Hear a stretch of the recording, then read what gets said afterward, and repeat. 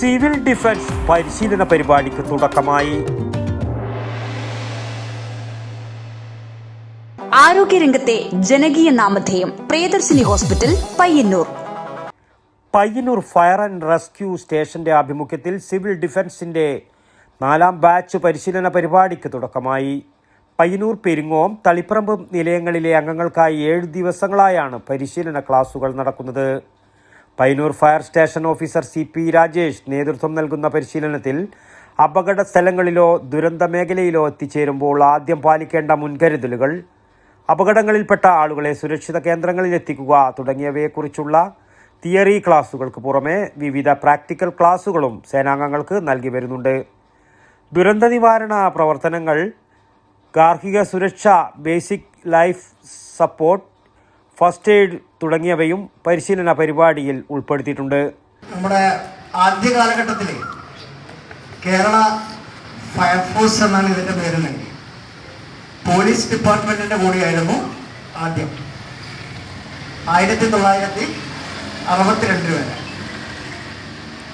അതിനുശേഷം ഒരു separate ഡിപ്പാർട്ട്മെൻറ്റായി. Kerala fire force എന്ന് പറഞ്ഞിട്ട് ഒരു സെപ്പറേറ്റ് ഡിപ്പാർട്ട്മെൻറ്റായി. സേവന സന്നദ്ധരായ പൗരന്മാരെ ദുരന്ത നിവാരണ പ്രവർത്തനങ്ങൾക്ക് സർക്കാർ സംവിധാനങ്ങൾക്കൊപ്പം ചേർന്ന് പ്രവർത്തിക്കാൻ സജ്ജരാക്കുക എന്നതാണ് സിവിൽ ഡിഫൻസിന്റെ ഉദ്ദേശമെന്ന് പരിശീലന ക്ലാസുകൾക്ക് നേതൃത്വം നൽകുന്ന സ്റ്റേഷൻ ഓഫീസർ CP രാജേഷ് പറഞ്ഞു. തളിപ്പറമ്പ്, പെരിങ്ങോം നിലയങ്ങളുടെ കീഴിൽ രജിസ്റ്റർ ചെയ്ത സിവിൽ ഡിഫൻസ് വളണ്ടിയർമാരുടെ പരിശീലന പരിപാടിയാണ് വേൾഡ് സിവിൽ ഡിഫൻസ് ഡേ ആയ മാർച്ച് 1 ഇവിടെ നടന്നുകൊണ്ടിരിക്കുന്നത്. 7 ദിവസത്തെ ട്രെയിനിങ്ങാണ് ഇവർക്ക് നൽകുന്നത്. സേവന സന്നദ്ധരായ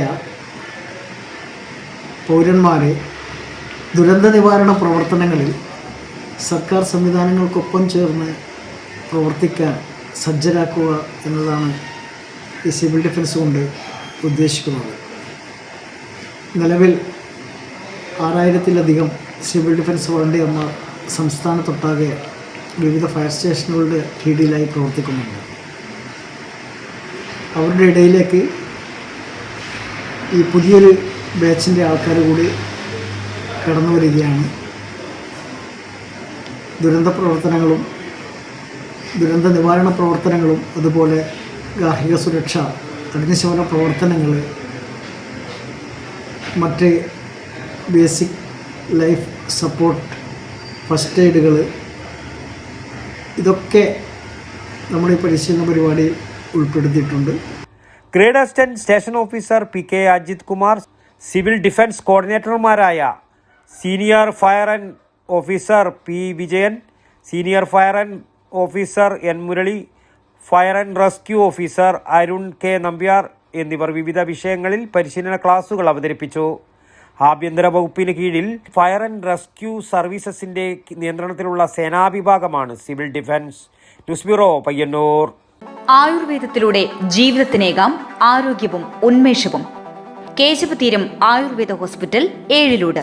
പ്രകൃതിയുടെ മടിത്തട്ടിൽ വിശാലമായ ഇക്കോ ഫ്രണ്ട്ലി ക്യാമ്പസ്. ഒഴിച്ചിൽ, കിഴികൾ, ധാര, വസ്തി, നസ്യം, പഞ്ചകർമ്മ ചികിത്സകൾക്കെല്ലാമുള്ള വിപുലമായ സൗകര്യം. മികച്ച ചികിത്സ ഉറപ്പുവരുത്തുന്ന സ്പെഷ്യാലിറ്റി വിഭാഗങ്ങൾ, വിദഗ്ധ ഡോക്ടർമാരുടെ സേവനം, കൃത്യതയാർന്ന പരിചരണം, പ്രകൃതിദത്ത ഭക്ഷണം. കേശവതീരം ആയുർവേദ ഹോസ്പിറ്റൽ, ഏഴിലോട്, കണ്ണൂർ.